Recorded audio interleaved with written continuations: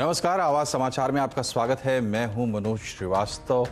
द्रौपदी मुर्मू का राष्ट्रपति बनना लगभग तय और सोनिया गांधी से ईडी की पूछताछ। शुरुआत करते हैं हेडलाइंस के साथ। आजादी के 75वें साल में देश लिखेगा नया इतिहास। रायसीना हिल्स में पहली बार महिला आदिवासी हो सकती है राष्ट्रपति। वोटों की गिनती में मुर्मू निकली काफी आगे। नेशनल हेराल्ड केस में सोनिया गांधी की ईडी के सामने पेशी। कांग्रेस ने किया देश भर में विरोध प्रदर्शन। बीजेपी ने कहा ये सत्याग्रह नहीं दुराग्रह। उपराष्ट्रपति चुनाव में विपक्ष एकजुट नहीं। विपक्ष की उम्मीदवार मार्गरेट अल्वा के पक्ष में वोट नहीं करेगी टीएमसी। सेंसेक्स निफ्टी लगातार 5वें दिन बढ़त पर बंद। मिड कैप स्मॉल कैप शेयरों में तेजी। बैंकिंग एफएमसीजी मेटल शेयरों में खरीदारी। सेंसेक्स 284, निफ्टी 84 पॉइंट चढ़ा। घरेलू मार्केट में सोना 50,000 के नीचे फिसला। ग्लोबल मार्केट में 16 महीने के निचले स्तर पर। डॉलर में मजबूती और यूएस फेड की सख्ती से बना दबाव।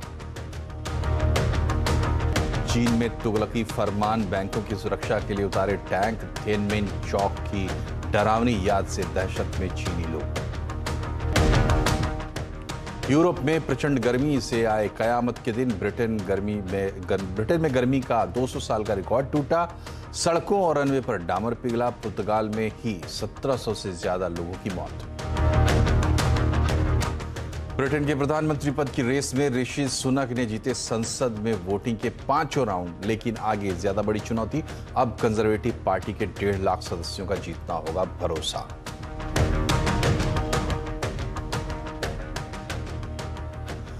नेशनल हेराल्ड केस में आज एनफोर्समेंट डायरेक्टरेट यानी ईडी ने कांग्रेस की अंतरिम अध्यक्ष सोनिया गांधी से पूछताछ की। सोनिया गांधी दोपहर 12 बजे ईडी के दफ्तर पहुंची थी। उनके साथ राहुल गांधी और प्रियंका गांधी भी थे। ईडी ने करीब 3 घंटे तक सोनिया गांधी से पूछताछ की। इधर ईडी की कार्रवाई के विरोध में देश भर में कांग्रेस कार्यकर्ता सड़कों पर उतरे।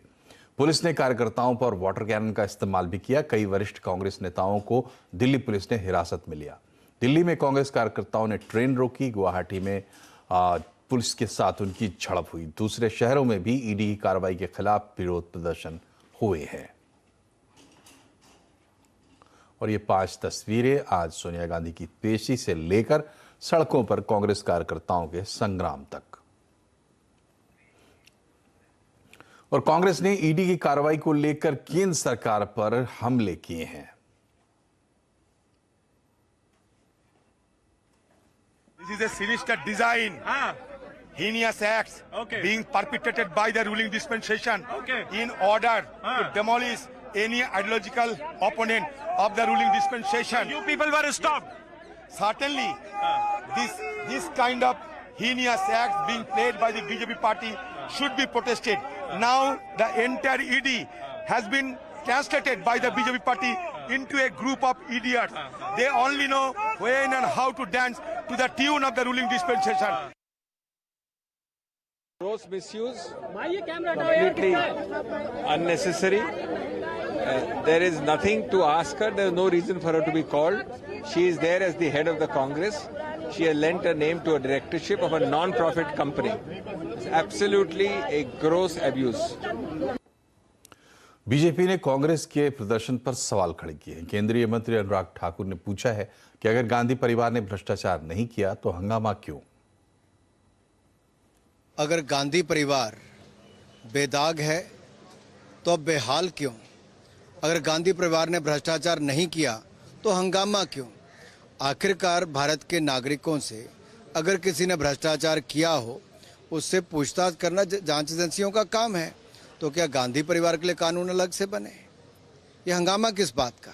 आखिरकार अगर गांधी परिवार के पास और कांग्रेस पार्टी के पास छिपाने के लिए कुछ ना हो तो हंगामा करने की जरूरत नहीं। बीजेपी ने ईडी के नोटिस के विरोध में कांग्रेस के प्रदर्शन को कानून के खिलाफ भी बताया है। देश को हम ये बताना चाहते हैं कि सोनिया जी और राहुल गांधी बेल पर हैं इस मामले में और उनके एफआईआर को क्वाश करने की सारी प्रार्थना सुप्रीम कोर्ट तक रिजेक्ट हो गई है। अब ये मामला है बहुत सरल भाषा में ये है कि कांग्रेस पार्टी तो परिवार की जेबी संस्था हो चुकी है, उनके नेता भी जेब में हैं। अब कांग्रेस पार्टी की संपत्ति भी परिवार के जेब में लाई जा रही है, यही ये मामला है। सोनिया गांधी से ईडी की पूछताछ पर कांग्रेस क्यों काट रही है बवाल? आज आवाज अड्डा में इसी पर करेंगे बड़ी चर्चा, शाम 7:57 पर। बाजार में लगातार 5वें दिन तेजी जारी रही। सेंसेक्स और निफ्टी लगातार 5वें दिन बढ़त पर बंद हुए। सेंसेक्स 284 पॉइंट चढ़कर 55,682 पर और निफ्टी 84 पॉइंट चढ़कर 16,605 पर बंद हुआ है। मिड कैप स्मॉल कैप शेयरों में तेजी रही। सबसे ज्यादा खरीदारी हुई बैंकिंग, एफएमसीजी, मेटल शेयरों में। आईटी, ऑटो, एनर्जी शेयरों में भी अच्छी बढ़त आज देखने को मिली। और रिकॉर्ड महंगाई के बीच दुनिया भर के केंद्रीय बैंकों की तरफ से लगातार हो रहे रेट हाइक से सोने चांदी में बड़ी गिरावट देखने को मिली है। घरेलू मार्केट में सोना 50,000 के नीचे आ गया है। लेकिन क्या ये सोना खरीदने का सही टाइम है? समझाने के लिए कमोडिटी एडिटर मनीषा गुप्ता हमसे जुड़ गई हैं। मनीषा जी, 50,000 से नीचे आ गया है सोना, क्या अभी ये खरीदने का टाइम है या इंतजार करें कि और भी सस्ता होगा सोना? काफी हद तक गोल्डन टाइम तो है ही, बिकॉज इस साल में पहली बार आपने 50,000 के नीचे यहां पर सोने के प्राइसेस करें तो सोने के प्राइसेस 16 महीने के लोज पर कारोबार कर रहे हैं। इस साल का हाई था $2,058 पर आउंस और अब हम देख रहे हैं 1700 के नीचे के प्राइसेस। तो यानी कि करीब करीब $500 की रेंज हमने इस साल सोने में बनते हुए देखी है और अपने हाई से सोना यहां पर काफी सस्ता होता हुआ नजर आया है। काफी हद तक इन्फ्लेशन के चलते इंटरेस्ट रेट हाइक्स जिस तरह से आ रही हैं और जो जिस तरह से वो अग्रेसिवली आ रही हैं, उसका दबाव हमने सोने पे आता हुआ देखा है। यूरोपियन सेंट्रल बैंक पहले तो 25 बेसिस पॉइंट की रेट हाइक करने वाले थे, लेकिन अब माना जा रहा है कि आज शाम आप 50 बेसिस पॉइंट की हाइक भी देख सकते हैं। और इसी बीच यहां पर यूएस फेड की जो मीटिंग है अगले हफ्ते, वहां पर 75 से 100 बेसिस पॉइंट तक का यहां पर दरें बढ़ाई जा सकती हैं। तो ये सोने के लिए थोड़ा सा नेगेटिव माना जाता है। सोने के भाव क्या और गिर सकते हैं बाजार को लगता है? जी हां, अगले 5, 7, 10 दिन तक सोने के भाव और भी थोड़े से यहां पर ठंडे हो सकते हैं। बाजार को लगता है 49,000 या उसके नीचे के स्तर भी यहां पर देखने को मिलेंगे। काफी हद तक जिन ज्वेलर से हमने बात करी है वो ये कह रहे हैं कि जिनकी परचेजिंग या खरीदारी अगस्त, सितंबर, अक्टूबर में भी थी, वो भी अभी कह रहे हैं कि आप हमारा सोना आज ही खरीद लीजिए। 50% तक वो अपना पैसा भी अपफ्रंट देने के लिए तैयार हैं। तो जैसे ही लोगों ने 50,000 के नीचे के स्तर आते हुए देखे हैं, खरीदारी तो यहां पर डेफिनेटली बढ़ी है और वो गोल्डन चांस भी है। बहुत बहुत शुक्रिया मनीषा जी। और आज की अहम खबर, आज़ादी के 75वें साल में नया इतिहास बनने जा रहा है। पहली महिला आदिवासी राष्ट्रपति बनने जा रही है। एनडीए की उम्मीदवार द्रौपदी मुर्मू ने अपने विरोधी यशवंत सिन्हा से बड़े अंतर से बढ़त बना ली है। अभी तक के रुझान में द्रौपदी मुर्मू को 1349 वोट मिले, जबकि इनकी वैल्यू अगर देखी जाए तो 4,83,299, 4,83,300 के करीब इनको वोट मिले हैं। वहीं यशवंत सिन्हा को 537 वोट मिले हैं, जिनकी वैल्यू 1,79,876 है। यानी कि एक बहुत बड़ा गैप दोनों के बीच में, और शायद उम्मीद से कहीं ज़्यादा वोट द्रौपदी मुर्मू को मिले हैं। बीजेपी ने उनकी जीत पर जमकर जश्न मनाने की तैयारी भी कर रखी है। प्रधानमंत्री मोदी कुछ देर में द्रौपदी मुर्मू से मिलने जाने वाले हैं। ज़्यादा जानकारी हम लेंगे, हमारे संवाददाता से हम जुड़ेंगे, लेकिन उससे पहले आपको बता दें कि ये एक अपने आप में एक ऐतिहासिक बात है, क्योंकि द्रौपदी मुर्मू अगर राष्ट्रपति बनती हैं तो वो पहली आदिवासी होंगी, ट्राइबल, और उसके साथ वो महिला भी हैं। तो मूल रूप से उड़ीसा की रहने वाली द्रौपदी मुर्मू ने यहाँ तक का जो राष्ट्रपति पद तक का जो सफ़र तय किया है, उसमें एक पूरी गाथा है देश के आदिवासियों के मुख्यधारा से जुड़ने और एक अहम मुकाम हासिल करने का। और सिंबॉलिकली ही सही, भले ही ये एक प्रतीकात्मक बात है, लेकिन सिर्फ प्रतीक की बात नहीं है, चूँकि वो राष्ट्रपति बन रहे हैं, इन इफेक्ट बन रही हैं और कई प्रभावशाली निर्णय अब उनके हाथ से आएंगे। तो इन तमाम चीज़ों को ध्यान में रखते हुए एक बहुत ही अहम घटना है। और आइए आपको दिखाते हैं कि कैसा रहा है उनका अब तक का सफ़र।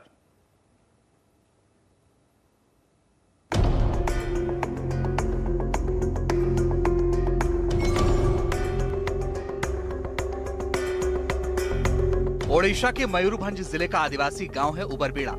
इस गांव को कुछ दिनों पहले तक कोई नहीं जानता था, लेकिन आज इस गांव में लड्डू बन रहे हैं, जश्न मनाए जा रहे हैं, क्योंकि दिल्ली की सत्ता से दूर इस गांव की एक बेटी भारतीय सत्ता के शीर्ष पर विराजमान होने वाली है। ये गांव द्रौपदी मुर्मू का है, जिनका देश का 15वां राष्ट्रपति बनना तय माना जा रहा है। ये गांव गवाह है द्रौपदी मुर्मू के संघर्ष का।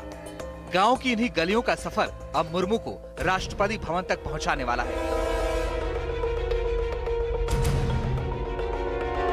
लेकिन इसके लिए उन्होंने जो संघर्ष किया वो देश की बेटियों के लिए मिसाल है। न सिर्फ इस गांव बल्कि देश भर में पिछड़े, दलित, आदिवासियों की बेटियों के लिए प्रेरणा है। द्रौपदी मुर्मू ने राजनीति में कई सफलता हासिल की, लेकिन अपने निजी जीवन में समय ने बार बार उनकी परीक्षा ली और एक वक्त ऐसा भी आया जब वो डिप्रेशन में चली गईं। साल 2009 में द्रौपदी मुर्मू ने 25 साल के बेटे को खो दिया। बेटे की मृत्यु से गहरा सदमा पहुंचा और वो डिप्रेशन में चली गईं। खुद को हिम्मत देने के लिए आध्यात्म का रास्ता चुना, ब्रह्म कुमारी संस्थान के साथ जुड़ी। मुर्मू धीरे धीरे डिप्रेशन से बाहर आने की कोशिश कर रही थी और योग से जुड़कर अपने घर को संभालने की कोशिश कर रही थी। लेकिन 4 साल बाद ही सड़क दुर्घटना में मुर्मू के दूसरे बेटे की मृत्यु हो गई। बेटे की मृत्यु के कुछ दिन बाद मां और भाई का भी देहांत हो गया। 1 महीने के अंदर मुर्मू ने पहले बेटे को खोया, फिर मां से दूर हुई और भाई भी उनका साथ छोड़कर चले गए। इन तमाम दुखों को पीछे छोड़कर जब वो जीवन में आगे बढ़ने की कोशिश कर रही थी, तब अगले ही साल 2014 में उनके पति का देहांत हो गया। यानी धीरे धीरे द्रौपदी मुर्मू ने अपने सभी करीबियों को खो दिया। पति के देहांत के बाद द्रौपदी मुर्मू के लिए सामान्य जीवन में लौटना मुश्किल था, लेकिन उन्होंने आध्यात्म के साथ साथ योग करना शुरू किया। डिप्रेशन के खिलाफ लड़ाई लड़ी, वे इसे तब तक लड़ती रही जब तक उन्होंने इसे हरा नहीं दिया। और इसके बाद साल 2015 में द्रौपदी मुर्मू झारखंड की पहली महिला राज्यपाल बनी। द्रौपदी मुर्मू ने अपने जीवन में बहुत संघर्ष किया है। यह अथक संघर्ष का फल है वो बहुत ही विनम्र और जमीन से जुड़ी महिला है। द्रौपदी मुर्मू ने सपने में भी नहीं सोचा था कि वो राजनीति में कदम रखेंगी। साल 1979 में भुवनेश्वर के रामादेवी महिला कॉलेज से ग्रेजुएशन किया। करियर में पहली नौकरी ओडिशा के सिंचाई विभाग में बतौर क्लर्क की। कुछ दिन इस पद पर काम करने के बाद उन्होंने अपने करियर में बदलाव किया और वो अपने गृह जनपद के कॉलेज में असिस्टेंट प्रोफेसर रही। यानी द्रौपदी मुर्मू ने पहले क्लर्क की नौकरी की, फिर शिक्षक बनकर छात्रों को पढ़ाया। लेकिन उनके जीवन में बड़ा बदलाव साल 1997 में आया, जब वो मयूरभंज के रंगा रायपुर से वार्ड पार्षद चुनी गईं। इसके बाद उन्होंने पीछे मुड़कर नहीं देखा और वो ओडिशा से 2 बार विधायक बनी। साल 2000 से 2004 तक वो ओडिशा सरकार में राज्य मंत्री रही और साल 2015 में झारखंड की राज्यपाल बनी। द्रौपदी मुर्मू की कहानी देश की महिलाओं को उत्साहित करेगी, क्योंकि द्रौपदी मुर्मू का जीवन हर उस आम आदमी को शक्ति देने वाला है जिसे आगे बढ़ने के लिए विरासत नहीं, मेहनत पर भरोसा है। तो ये था राजनीतिक सफर द्रौपदी मुर्मू का। और अलग से आपको बता दूं कि द्रौपदी मुर्मू जो है वो आती हैं संथाल आदिवासी समुदाय से। संथाल आदिवासी देश के तमाम आदिवासी समुदायों में सबसे बड़ी संख्या संथालों की है। यानी जो लार्जेस्ट ट्राइबल ग्रुप है इंडिया में वो है संथाल। और ये संथाल आपको असम से लेकर उड़ीसा तक, जिसमें बीच में पश्चिम बंगाल, बिहार, झारखंड, छत्तीसगढ़, इन तमाम इलाकों में मिल जाएंगे। तो उस बिरादरी से आती है और यही इस बार राष्ट्रपति चुनाव की सबसे खास बात है। अब सीधे चलते हैं, हमारे संवाददाता नीरज हमसे जुड़ गए हैं। नीरज, बताइए कहाँ हैं इस वक्त आप और क्या मंजर है वहाँ, रिजल्ट की स्थिति क्या है? नीरज, क्या आप मुझे सुन पा रहे हैं? अगर आप मुझे सुन पा रहे हैं तो इस वक्त आप कहाँ हैं और वहाँ पर क्या कुछ देख पा रहे हैं आप? रिजल्ट को लेकर क्या अपडेट है आपके पास? देखिए, नतीजे को लेकर अगर अपडेट की बात करें तो राष्ट्रपति चुनाव में एनडीए के उम्मीदवार द्रौपदी मुर्मू बहुत ही आगे हैं। 4,83,000 से अधिक वोट दूसरे राउंड के बाद उन्हें मिल चुका है और यशवंत सिन्हा जो कि यूपीए के उम्मीदवार है यानी विपक्ष के उम्मीदवार हैं, उनके खाते में 1,89,000 से अधिक वोट गया है। दूसरे राउंड की मतगणना पूरी हो गई है। लोकसभा और राज्यसभा के सांसदों के वोटों की गिनती हो चुकी है। 10 राज्यों के मतदाताओं यानी विधायकों की वोटों की गिनती हो चुकी है। लेकिन इस वक्त हम लोग मौजूद हैं चल रहा है, आप कहां पर हैं ये बताइए। एक कार्यक्रम में वोट शो शुरू किया गया है। इसी चुनाव को लेकर द्रौपदी मुर्मू आगे हैं। इसी मसले को लेकर एनडीए के उम्मीदवार की जीत को लेकर दिल्ली प्रदेश बीजेपी की तरफ से रोड शो किया गया, जिस पर तमाम दिल्ली प्रदेश के नेता मौजूद है। आपको तस्वीरें दिखाते इधर आप देख सकते हैं। दिल्ली में अशोक रोड पे इस वक्त हम लोग मौजूद हैं और गुजर रहा है काफिला। जो रोड शो है दिल्ली बीजेपी प्रदेश का, वो गुजर रहा है, क्योंकि पहली बार राष्ट्रपति के तौर पे कोई आदिवासी महिला चुनाव जीतेंगी। हालांकि मतगणना अभी जारी है, औपचारिक नतीजे आना बाकी है, अभी थोड़ा वक्त लगेगा, लेकिन द्रौपदी मुर्मू की जीत तय है और इसलिए दिल्ली बीजेपी के कार्यकर्ता और बड़े नेता यहाँ रोड शो पे निकले हैं। देशभक्ति की धुन पर तिरंगे के साथ, ढोल नगाड़े के साथ पूरा भारत आपको यहाँ दिखेगा। अलग अलग राज्यों का लोक संगीत यहाँ देख सकते हैं आप। अलग अलग परिधान में लोग नृत्य कर रहे हैं और द्रौपदी मुर्मू की तस्वीर लेकर, उनकी तख्तियां लेकर, आप देख सकते हैं तख्तियां लेकर बीजेपी के कार्यकर्ता यहाँ जश्न के माहौल में है। भांगड़ा कहीं हो रहा है, कहीं अलग अलग राज्यों के नृत्य हो रहे हैं। तो ये इस वक्त माहौल है। जी, तो ये खास मंजर है देश के लिए, ऐतिहासिक पल है। द्रौपदी मुर्मू देश की पहली आदिवासी राष्ट्रपति होने जा रही हैं। बहुत बड़ी बात है ये अपने आप में। और हमारे साथ लक्ष्मण रॉय भी जुड़ गए हैं। लक्ष्मण जी, अब लगभग तय है कि द्रौपदी मुर्मू राष्ट्रपति बनेंगी? बिल्कुल, ये तय है कि राष्ट्रपति द्रौपदी मुर्मू ही बनेंगी। ये अभी भी तय था और पहले भी तय था, लेकिन इसको एक अलग नज़रिए से देखिए तो ये किस तरीके से सरकार की रणनीति कहें या फिर बीजेपी की रणनीति कहें कि जो चीज़ ऑब्वियस था, स्वाभाविक था, उसको भी एक बड़े इवेंट के तौर पर पेश किया गया। आप शुरू से देखिए, जब द्रौपदी मुर्मू के लिए नामांकन दाखिल किया गया उस वक्त देखें, जब वोट देने की बारी आई उस वक्त देखें, और अब वोटों की गिनती में जो जीत आगे बढ़त बनी हुई है। बढ़त बनना स्वाभाविक था, हर कोई मान के चला था जीत होनी है, अच्छी खासी मार्जिन से जीत होनी है। लेकिन किस तरीके से यहाँ पे भव्य तैयारियाँ चल रही हैं, जो ढोल नगाड़े की आवाज़ हमारे सहयोगी ने भी सुनाई। सिर्फ दिल्ली नहीं, उनके घर पे जाइए, द्रौपदी मुर्मू के घर पे, तो वहाँ भी वैसे ही माहौल है। और इतना ही नहीं, आने वाले दिनों में जब तक कि ये 25 तारीख को शपथ ग्रहण नहीं हो जाता, तब तक हर दिन कुछ न कुछ ऐसा आयोजन किया जा रहा है जो बताने की कोशिश की जाएगी बार बार कि हाँ, हमने देश की पहले आदिवासी महिला को राष्ट्रपति का पद दिया है। और शनिवार को सेंट्रल हॉल में प्रधानमंत्री मोदी खुद वो आने वाले हैं, वहाँ भी एक भव्य समारोह होगा। उसके बाद आप देखें कि जो मौजूदा राष्ट्रपति, उनका विदाई समारोह होगा, फिर शपथ ग्रहण समारोह होगा। उसकी तैयारियां इस तरीके से की गई हैं कि इसको एक बहुत बड़े इवेंट के तौर पर दिखाया जा रहा है। और मुझे लगता है कि इसका सिर्फ राष्ट्रपति चुनाव और राष्ट्रपति जीतने भर तक का मामला नहीं रहेगा। इससे एक बहुत बड़ा मैसेज सरकार देना चाहती है कि देखिए हमने कितना बड़ा काम किया सामाजिक परिवर्तन को लेकर के, और इसी मैसेज देने के क्रम में ये सारी कोशिशें चल रही, मुझे लगता है। जी बिल्कुल, इसमें कोई दो राय नहीं है कि बीजेपी पार्टी ने बहुत अच्छे तरीके से तमाम चीज़ों को, जैसा कि आप बता रहे थे, कि इवेंट में कन्वर्ट किया। एक ऐसी चीज़ जो ऑब्वियस थी, बीजेपी सरकार में है, उनके पास बहुमत था, वो आसानी से अपना राष्ट्रपति बनवा सकते थे, उन्होंने बनवा लिया। लेकिन चूंकि इसमें एक आदिवासी महिला का नाम इन्वॉल्व है, तो इसलिए ये एक बड़े इवेंट में कन्वर्ट हो गया। लेकिन ये पूरा मंजर अपने आप में लक्ष्मण जी इस देश के लिए इसलिए भी खास है क्योंकि जो डाइवर्सिफिकेशन है, देश में जो विविधता है, वो जब अपने खूबसूरत रूप में सामने आती है। क्योंकि आदिवासी समाज आज भी देश में जिस स्थिति में है, वहां से निकलकर कोई महिला अगर प्रथम नागरिक बनती है देश की, तो ये अपने आप में गौरव की बात है लोकतांत्रिक भारत के लिए।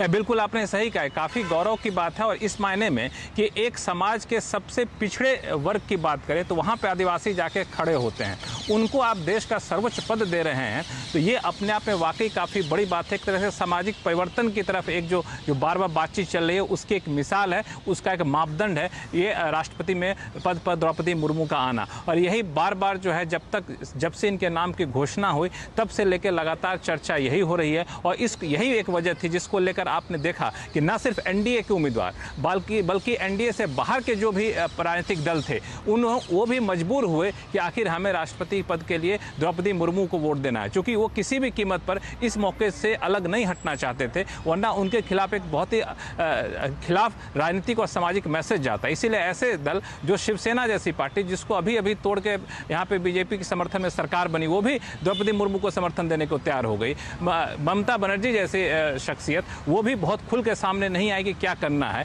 यहाँ तक कि यशवंत सिन्हा बंगाल नहीं के बराबर गए राष्ट्रपति चुनाव के दौरान। तो मुझे लगता है कि एक सामाजिक परिवर्तन की तरफ एक बड़ा इशारा था, जिसमें कोई भी राजनीतिक पार्टी अपने आप को अछूता नहीं रखना चाहती थी। यही वजह जो वोट पड़े हैं वो वोट सिर्फ 61% वोट जो कैलकुलेशन थे एनडीए पार्टी के पड़े हैं वो नहीं पड़ रहे हैं, बल्कि क्रॉस वोटिंग इतनी बड़ी तादाद में हुई है और जो नतीजे निकल कर सामने आ रहे हैं उससे जाहिर तौर पर अंतर काफ़ी बड़ा होगा। और यही वजह है कि जश्न के पीछे एक बड़ी ताकत के तौर पर उभरेगा ये।